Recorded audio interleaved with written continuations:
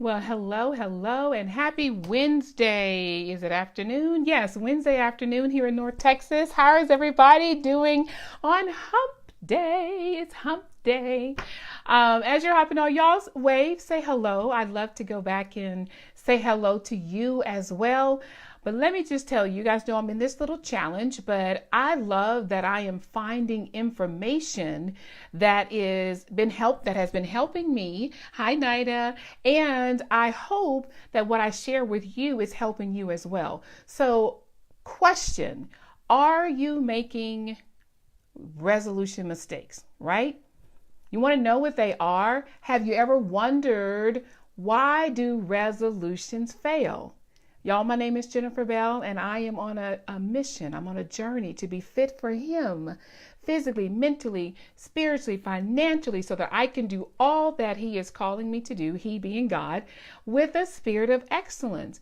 And in one way, my journey to health and wellness is why I want to share with you all, because I know if I struggled, there's so many people out there that have struggled or are struggling as well. So let's just get to it. You know, the Nielsen survey shows that the top resolutions from 2015, 16, I think it's every year, was staying fit and healthy. But recognizing these common reasons for botched goals, you'll be in a better position to stay on track. Y'all want to know what they are? Yeah? Because it's so true. I can relate to each one of these. I'm only going to share 3 of them so far. But let me tell you, mistake number 1 is setting vague goals. How many of you have said, I am going to do it this year. I'm going to lose those 30 pounds, 50 pounds, 100 pounds, whatever it is. You set that goal. It's vague. So, well, if you decide to do that, word all resolutions so that you can easily measure them to track your progress. That's great. You want to lose 40 pounds, 50 pounds, 30 pounds, 20 pounds, 5. I don't care, right? Instead, how about this? We're talking about the mistake number 1, making vague or setting vague goals. How about this? And I'm going to look at my notes because I want to stay focused and make sure I give you what I got from these articles, right? It says instead of I want to lose 40 pounds, a long-term solution, break it down to short-term action steps, like I will switch from drinking soda to water. Trust me, in the long run, that will help you to lose those 40 pounds. Or I will include a fruit as a snack each day, once a day.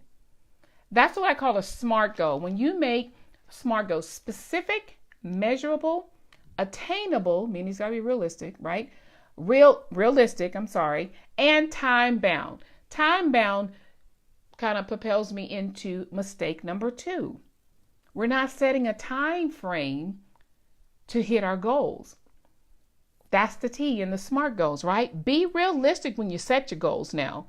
And the timeline, because the more abrupt the change, the harder to sustain. I'm going to say that again.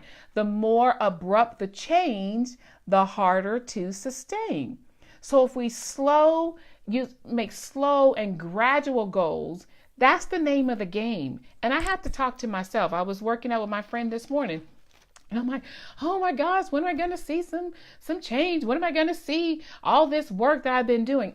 Little changes over time. Your body is getting used to it. And trust me, the older you get, you need that time because you need some recovery time, right? Slow and gradual is the name of the game. Don't rush the process. It's the recipe for frustration and failure. How many of you, because we're rushing the process, I've been doing this for a month and I don't see that, my jeans are fitting better. Then all of a sudden we sabotage ourselves. Y'all hear what I'm saying? Yeah, don't rush the process. That's the thing. Hey guys, as you're hopping on, y'all let me know where you're watching from. Thank you so much. We're talking about the mistakes we make in making resolutions, right? So mistake number 1 was setting vague goals. Number 2, not setting a time frame. So instead of, for an example of setting a time frame, say this, I weigh myself the first Monday of January, and some of us have done that, right? Then put an end date or an end goal. So here's an example of making your goal setting a time frame to your goal. I'll lose a pound every 2 weeks until May 31st, or until I have lost 20 pounds, or whatever the goal is. That's more specific. That's putting a date on it, right? Making it time bound. So here is mistake number 3. I'm only going to give you 3 of the 5 that I've read. Y'all, and I'm going to talk about this because this was me to a T. Program hopping. With so many programs out there, I mean, you're just a click away from the next big thing, right? Oils, keto diet, Noom. I think Noom is one of them. Weight Watchers, you name it. There's so much out there and a lot of good stuff. By the way, y'all know I used to be one of those program hoppers.